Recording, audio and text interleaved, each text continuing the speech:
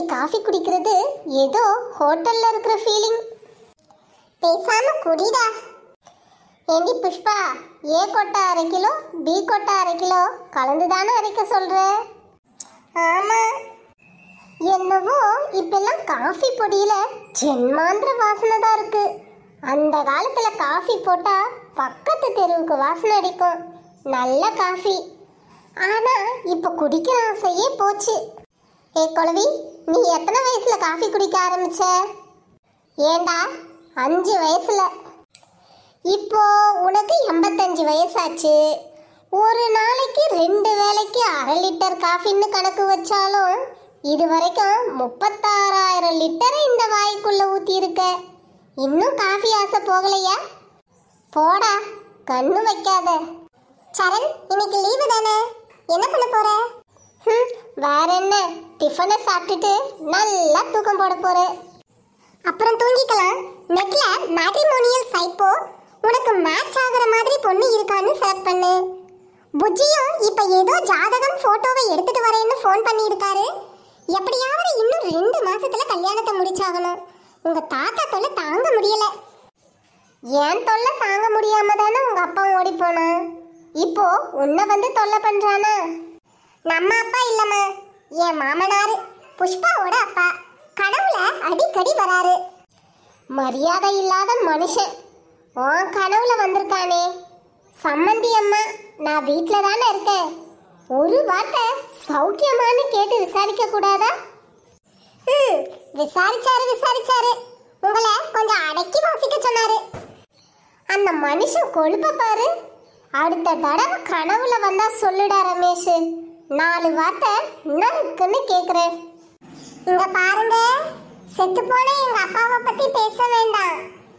இல்லடி புஷ்பா, நம்ம பெட்ரூம்ல சட்டை மாட்ட போனேன். அப்போ பீரோவுக்கு மேல மாட்டி இருக்கிற உங்க அப்பா படம் லேசா அசைஞ்ச மாதிரி இருந்தது. எல்லாம் பிரம்ம. எங்க அப்பா ஒரு பரம சாது. அவருக்கு போய் பயப்படுறீங்களே. சரிடி, உயிரோட இருக்கும்போது பரமசாது. பேயா வந்தா அது சாது பேயா ரவுடி பேயான்னு ஆராய்ச்சி பண்ணிட்டா இருக்க முடியும். எங்க அப்பா ஒன்னும் பண்ண மாட்டாரு. பயப்படாம கல்யாண வேலையை கவனிங்கோ. ரமேஷ் சார் வணக்கம், புஜ்ஜி வந்திருக்கேன். வாங்கோ வாங்கோ, உங்களுக்கு 100 ஆயுசு. இப்பதான் பேய பத்தி பேசிட்டு இருந்தோம், கரெக்டா உள்ள வரேன். பேயா? பயப்படாதே, ஆவி ஒண்ணு வீட்டுக்குள்ள சுத்திட்டு இருக்கு. பையனுக்கு கல்யாணம் பண்ணி வையுன்னு அவசரப்படுத்துறது, அததான் சொன்னேன். சரிதான், இத்தனை நாளா நான் பார்த்த பொருத்தம் சரியில்லைன்னா மனுஷன் தான் துரத்திட்டு இருந்தா, இனிமே ஆவியும் துரத்த போதா? பயப்பட மாட்டான் இந்த புஜ்ஜி.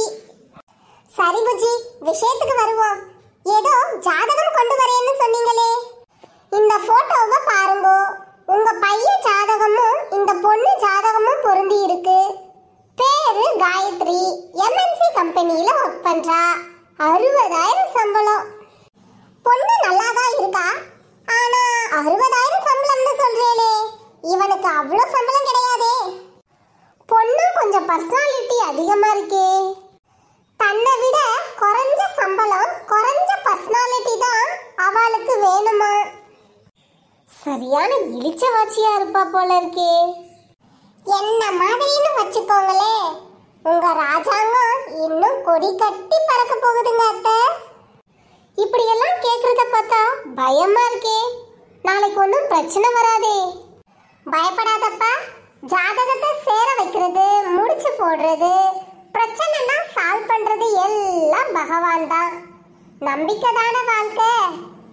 என்ன, மாப்பிள்ளை கொஞ்சம் சுறுசுறுப்பா இருக்கணும்னு பொண்ணு எதிர்பார்க்கிறா, அவ்வளவுதான்.